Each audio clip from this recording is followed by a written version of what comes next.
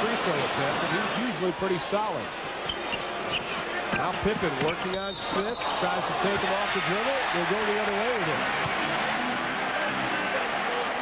What we're seeing tonight is that Chicago continues. Pippen and Kukoc, the thing which we told you early, Pat Riley is major concerned about. Kukoc and Pippen breaking the defense down by beating their man off the dribble. Anthony off the glass for two. Well, that's what this young man needs. He needs some field goals to give himself some confidence. If he'll take it all the way like Harper would do occasionally, once or twice a quarter, take it all the way to the hole, but you must finish. And Greg Anthony, throughout his 3-year career here, he has struggled. 37%, 41%, 39%. Man basketball, Kukoc and a screen from Cartwright. As he dribbles over, keep an eye right here. A back screen, which Pippen is going to take advantage of. Starks runs into the back screen. Now keep an eye on it now. You always have to beware on the opposite side of the floor. Beautiful execution. Pippen will trigger the inbounds pass. The good news for New York is that Patrick Ewing has taken 11 shots. The bad news, he's 1 for his last 6 after opening up the quarter. 5 for 5. Ewing now comes out on Cartwright. This was a double screen for Armstrong. Doesn't get it to go. Oakley with the rebound as he goes into the Candlewood. Here comes Starks. Smith underneath. Good look. Inside, a whistle and a foul. Starks had a great look inside to Smith. Boy, if you like basketball, you're going to want to turn your dial to TNT tomorrow night. We've got a triple header coming your way. We'll all get underway at 7 o'clock Eastern Time with Gary Bender and Jack Givens as the Hawks and the Pacers go at it in Game 6. Indiana leading that 3-2. Then we'll go on to Utah and Denver with Tim Brando and Mike Fratello. And to wrap it up, a little nightcap at 11:30 Eastern Time. Bob and Doug will be with the Rockets and the Suns, with the Rockets leading that series. You know, Ron, we just saw something which has been missing for close to 12 minutes. Right, first, we'd like to give you the free throws, and that's big. But the main thing, the Knicks getting out in transition. You'd like to see Charles Smith open up and run the lane hard, because when he's out in that outside lane, he can post anyone if he just comes to the ball side. Charles Oakley led his team to riot act the last 2 days, talking about making the hustle play. So I'm going to do it. You guys have to step up. The point is, let's stop talking and let's start playing. We talk a great game, but you must play the game. Myers to Cartwright right in front of the hoop. There is the man himself, Charles Oakley. Beautiful pass by Myers, and Billy definitely did not follow through on that shot. He pulled the string. Smith, great position down low. If he'll just run to that spot, they'll find him all night. 14 for Smith. It is a 1-point Chicago advantage. The effort for New York starts on defense. Green and roll, they'll trap. New York on an 8-0 run. Pippen not beat off the dribble that time. Once again, if you're cutting to the basket, please look for the pass. You cannot cut through the lane because I might throw you the ball, but you must see the ball. The crowd back into this ball game. Anthony, shot clock at 7. Ewing, short. 1 for his last 7. The lead is still won by Chicago. Armstrong, right down the paint. Myers, the bank, won't go. Ewing, the rebound. He has 4. Oakley wisely holds it up. Pippen comes out to greet him. Starks directing traffic. 11 to shoot. 2-man game. Oakley from 20. Doesn't get it. Armstrong the rebound. Chicago must continue to push. Pippen for 3. Ewing has it taken away by Myers, but the Knicks will have it with 53 seconds left in the half, trailing by 1. Pat Riley wants a 20-second timeout. Give me the last 2 trips down the court. Do you feel New York got the shot they wanted, or are they not being patient? What Pat Riley said the last game, they weren't patient offensively.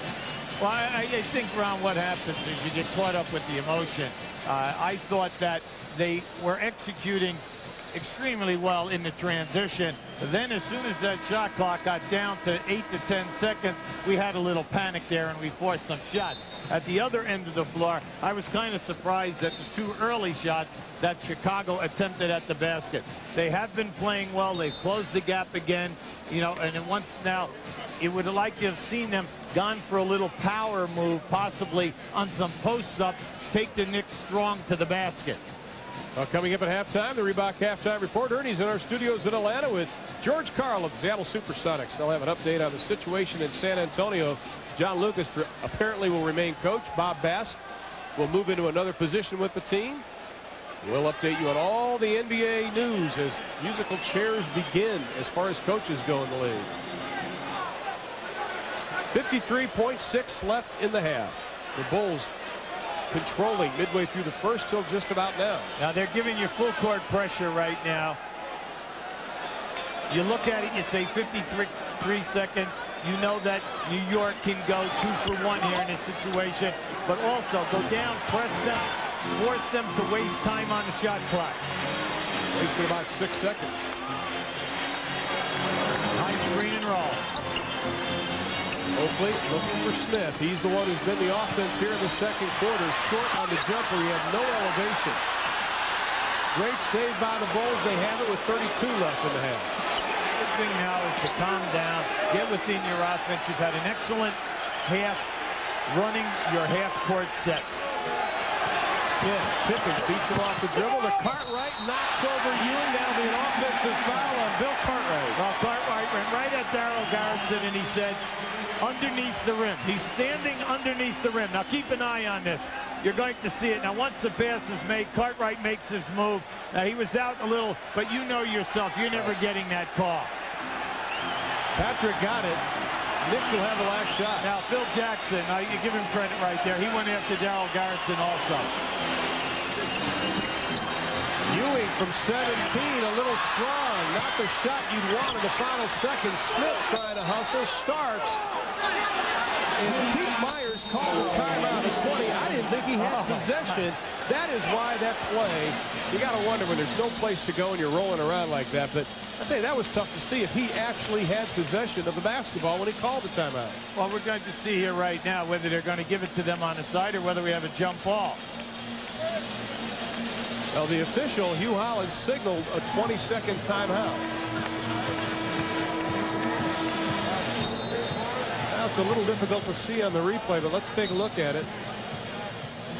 Now you just keep an eye on it right now. The ball is loose, and you know, from our angle, no one really had possession. You can see that one hand is in on that. And let's face it, you cannot make a catch in this situation and shoot the basketball. There must be a .3 on the clock. So in this situation, it must be a long pass and a tap. There's only 0.2 of a second left in the half, but not a good shot for the Knicks to end the quarter. But the Chicago Bulls scoreless the last 4.5 minutes as they end the second half. The Knicks ended on an 8-0 run thanks to Charles Smith as he collects 14 points, 10 in the second quarter. The Chicago Bulls led by Scottie Pippen with 16, but they hit a drought the last 4.5. You there? Starks finds a little room, has a slap from behind. We have a whistle and a foul. That time, Scottie Pippen came right over and trapped Starks. There was no place for Starks to go. I thought he was behind the backboard. That was going to be a very difficult attempt. John Starks in that first half did not hit a field goal. 0 for 3. He was 0 for 2 from the arc. His only points coming from the strike.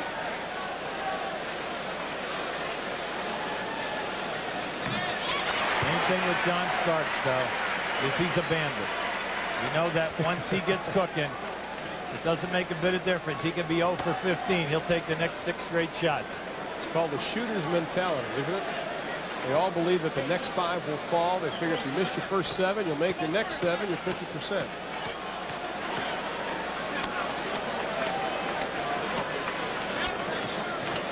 And Starks gets them both to go. It's a 1-point advantage still by Chicago. We have played just over 40 seconds here at the Garden. Over 19,000, another sellout. Starks now 28 for 31 in this series from the foul line.